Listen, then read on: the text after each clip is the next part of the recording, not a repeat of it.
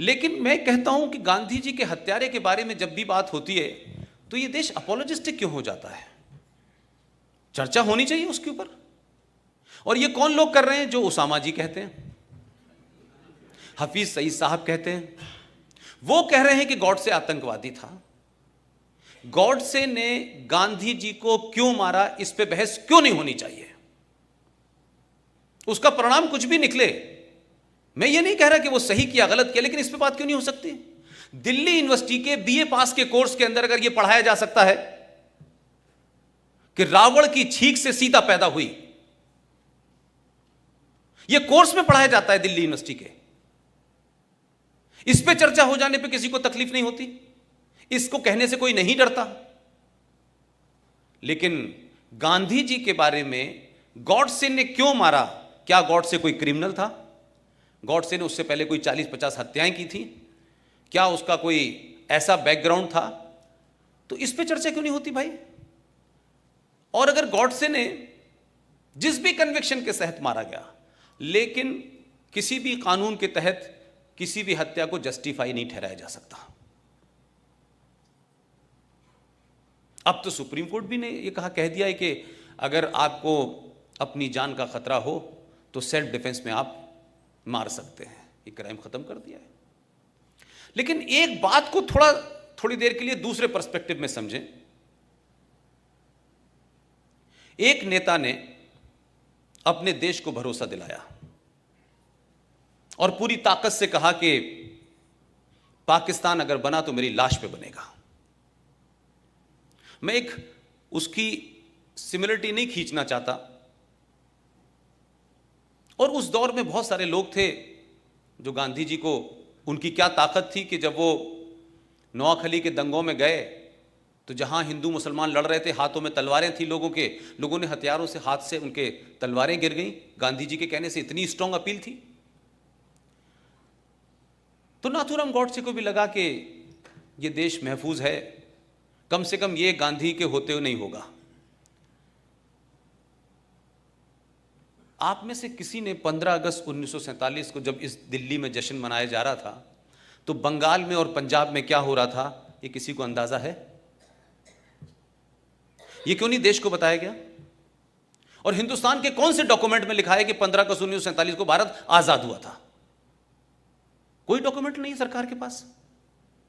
National archive Delhi में चले जाएं, उसमें लिखा है 15 अगस्त 1947 को ट्रांसफर ऑफ पावर हुआ है। लेकिन हम गीत गा रहे हैं आजादी के।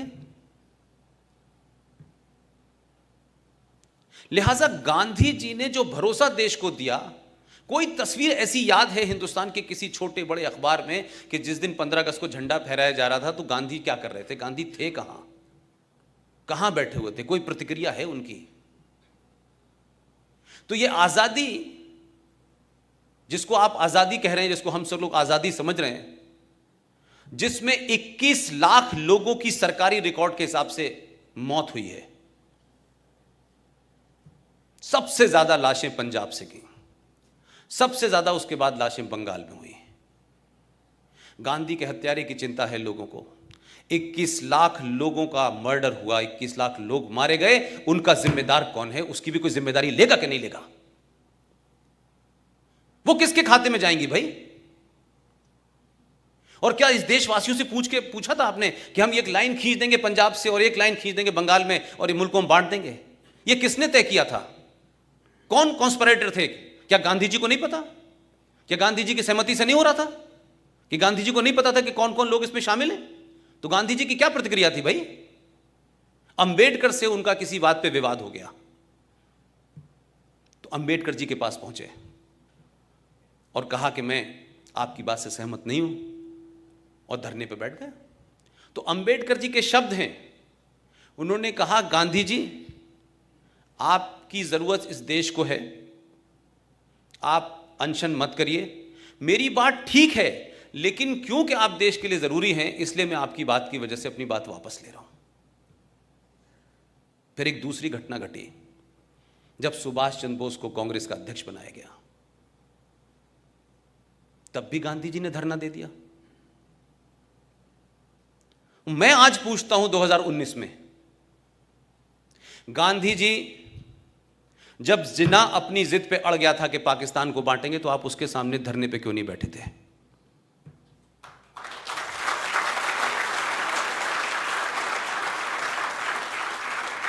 आप धरना देते, कुछ भी करते, ये देश नहीं बंटने देते ना। मैंने कोई एपिसोड नहीं देखा गांधी जी ने जिन्ना से बात की हो कि देश मत बांटो। तो जो आपने रवैया अंबेडकर के साथ किया, सुभाष के साथ किया, वो जिन्ना के सामने क्यों नहीं किया आपने? आप ऐसे अमरण अनशन पे क्यों नहीं बैठे कि नेहरू के ऊपर भी दबाव बन जाता? आपने तो उस कॉन्स्पिरेसी में शामिल हुए आप कि जिस जवाहरलाल नेहरू को 14 में से एक भी वोट नहीं मिला था, फिर भी आपने अपने हाई मॉरल ग्राउंड को स्टार्ट किया और कहा पटेल से, क्या कहते हैं कि नेहरू की हार मेरी हार है, और पटेल जी ने कुर्सी छोड़ दी। तो पहली ईवीएम हैकिंग तो आपने तब कर ली थी और ओपनली किया आपने।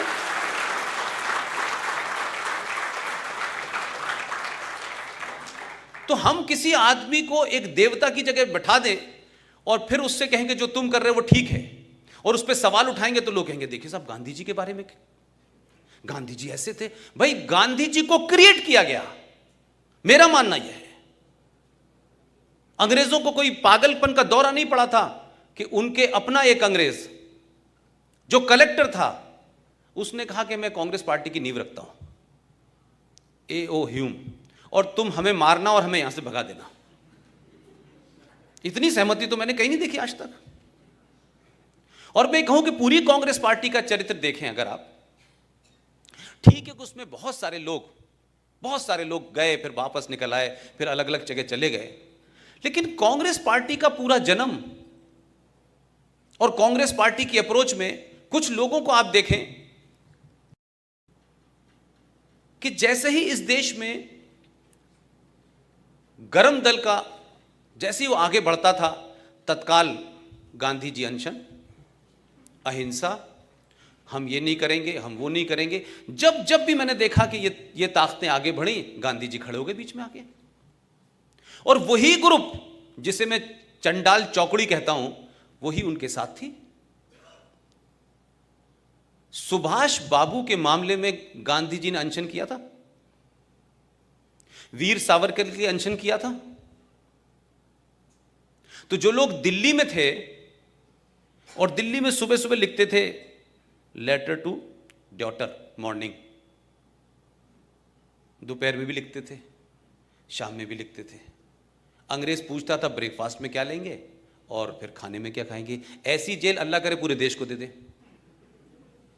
और एक आदमी, हजारों लाखों लोग अंडमान से लेकर सब जगह थे, उनकी कहीं इस देश में जिक्र नहीं है।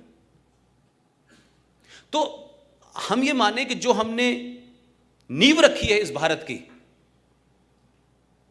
ये एक बार ढह जाए तभी ठीक है, ये बगैर ढहे नहीं हो सकती।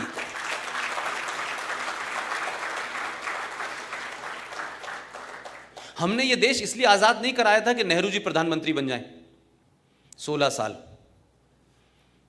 और उनकी ताजपोशी जब मुमकिन होती है, जब इस देश के एक आदमी को, आज के रिकॉर्ड में अगर कहूं तो 1945 में उस आदमी को अंग्रेजों से मिलकर नहीं हटाया गया। क्या सुभाष चंद्र बोस 1945 में गायब हुए, उसमें नेहरू जी के अलावा दूसरी फोर्सेस नहीं थी? और ये बात मैं इसलिए कहता हूं कि अब से 6 महीने पहले जो हम लोगों की पिछले 4 साल से लड़ाई चल रही थी, वो पूरे तौर पे समाप्त हो गई। आप सबको पता होगा कि 6 महीने पहले हम लोगों ने सुभाष चंद्र बोस के सिलसिले से जो सिलसिला चल रहा था कि उनके सारे डॉक्यूमेंट को डीक्लासिफाई किया जाए, वो क्लासिफाई भी हुए। लेकिन बड़ी लड़ाई ये थी कि भारत का प्रधानमंत्री पहली बार आज़ाद भारत में 15 अगस्त के अलावा 21 अक्टूबर को जब सुभाष चंद्र बोस ने यूनाइटेड भारत में आज़ादी की घोषणा की थी, उस वक्त मेरा ख्याल है कि दुनिया के 11 देशों ने उसको मान्यता दी थी। ये डर कांग्रेस के लोगों को लगा कि हम तो ट्रांसफर ऑफ पावर में बैठे हैं कि हमारा नंबर आने वाला है, ये बीच में कहां से आ जाएगा।